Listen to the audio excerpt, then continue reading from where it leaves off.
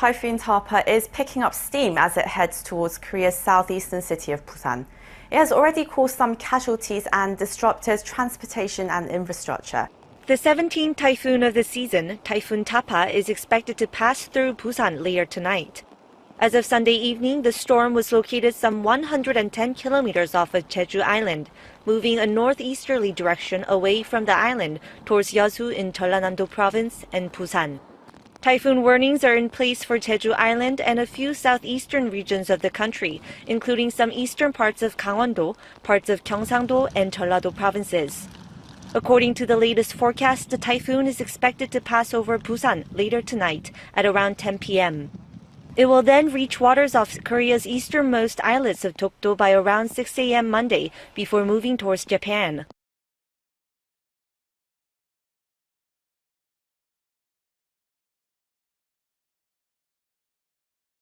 Supreme Court Justice Brett Kavanaugh will not be on the ballot in 2020. A lot of the Democratic hopefuls, well, if you listen to them, it kind of sounds like it. A number have called for Kavanaugh's impeachment. That was in the days before now. New calls for President Trump's impeachment because of this alleged phone call. And with that, we bring in Michael Knowles. He made two tactical errors. I mean, it's a day of the week ending in Y, so Joe Biden is going to make tactical errors. But he went on the record and said that he never spoke to his son about any of his foreign business dealings. If you believe that, I've got a bridge in Brooklyn to sell you. There is no way that that is true, and we're going to find out if that's true, I suspect, in the coming days. The other error he made is going on the offensive here, because the Biden campaign does not benefit from this being in the news.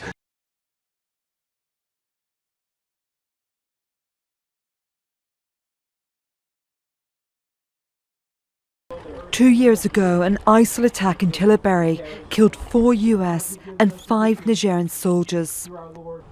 In May, the US military released this video of a recovery operation after 28 Nigerian soldiers were killed in a single ISIL attack.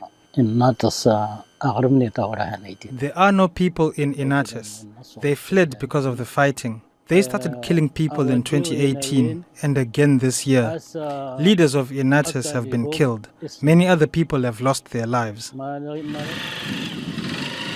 Fighting between ISIL and national and international forces since July has led to a big increase in people fleeing violence to nearby Ero Tillaberi city and Niamey. Traders here say they can no longer continue their business because of the violence.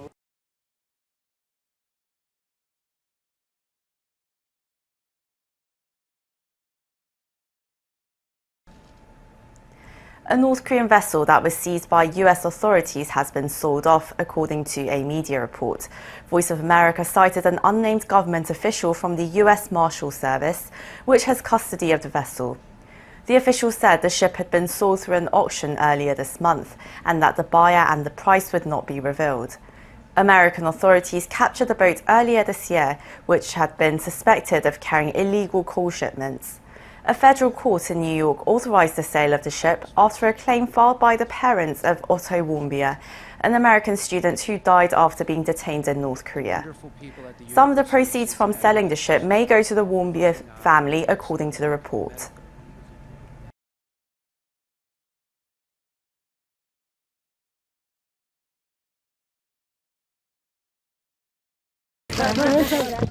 His relationship with the White House spans 2 U.S. presidents. But India's Prime Minister Narendra Modi needs more than just official support. He needs the Indian American community, too. With his economy struggling and tensions high with Pakistan over a dispute in Kashmir, Modi will be in the U.S. state of Texas on Sunday to rally supporters. And one of the largest and actually most prominent diasporas is the Indian American community. It is rich, it is well-to-do, and it is very plugged in. It's one of the main reasons U.S. President Donald Trump, in an unusual move, will join Modi on stage in Houston. Abhi ki baar, Trump Sarkar.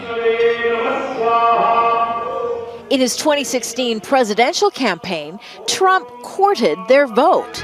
We love the Hindus.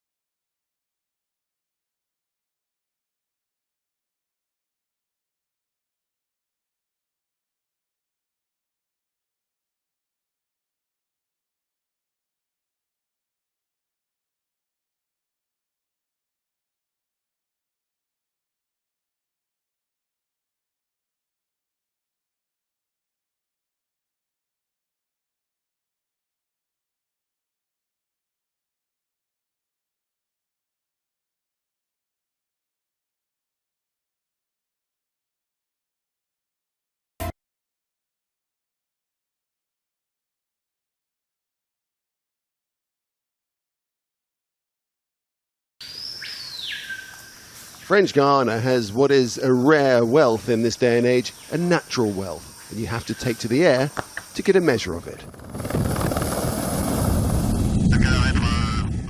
It is a stunning wilderness, as yet relatively untouched. This is one of the most forested territories on Earth, the outer reaches of Amazonia, the canopy spreading apparently forever in all directions.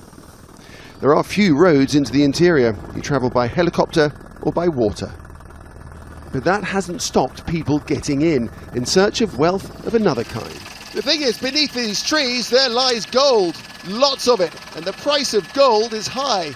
And that brings in the garimperos, the illegal gold miners.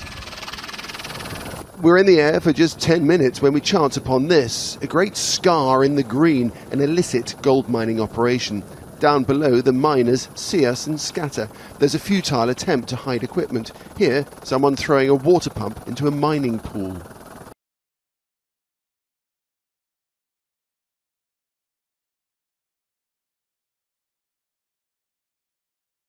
"136 people have died in quad bike crashes in Australia since 2011. More than half were the result of a rollover.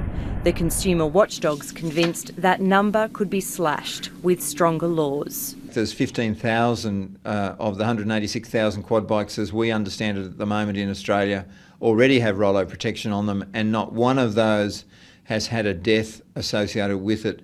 This is what the ACCC is referring to. It's called a crash protection device, and it's designed to lower the risk of a driver being caught between the ground and a bike if it rolls.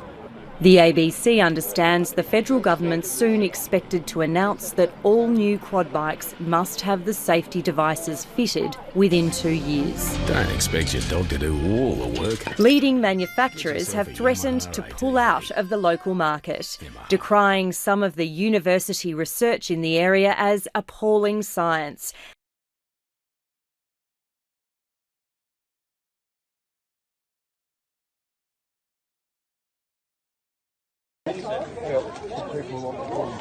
Well, they can't get in either.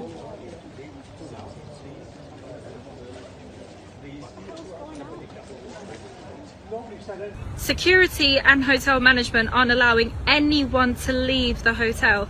They've literally barricaded the front gates. The coach is there, as you can see, trying to get in to collect people to go to the airport, to leave to go home. And we've got people at the front there with their suitcases waiting to go home. So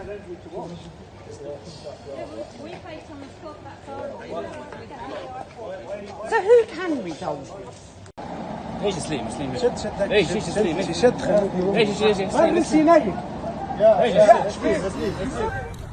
Thomas Cook aren't informing us of anything. We are literally being held hostages in a hotel in Tunisia.